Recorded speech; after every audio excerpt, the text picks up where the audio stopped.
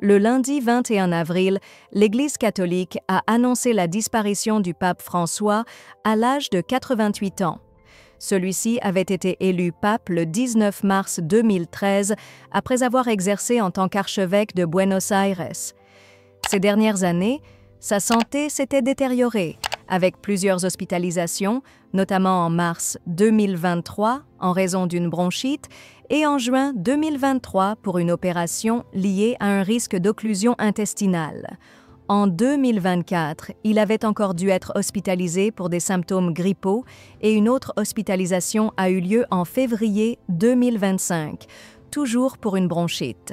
Il avait également subi, jeune, une ablation d'une partie de son poumon après une pneumonie. Jorge Mario Bergoglio, de son vrai nom, est né le 17 décembre 1936 à Buenos Aires, en Argentine. Son parcours a marqué un tournant dans l'histoire de l'Église.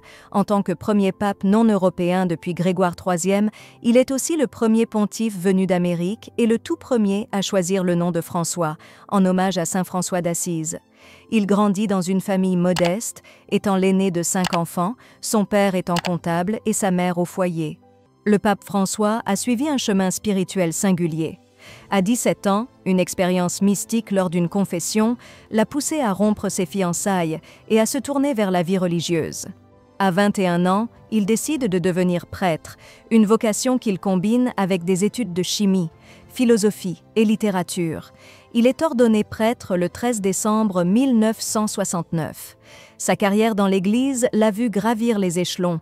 Nommé évêque auxiliaire de Buenos Aires en 1992 par Jean-Paul II, il devient archevêque de Buenos Aires en 1998, puis cardinal en 1901.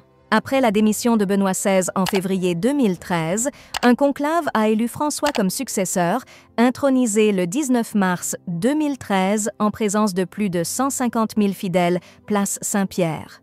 La mort du pape François ouvre désormais une période de vacances papales. Les cardinaux devront se réunir prochainement à Rome pour entamer l'élection de son successeur et organiser les funérailles du pontife. Cette transition marquera un moment crucial dans l'histoire de l'Église catholique.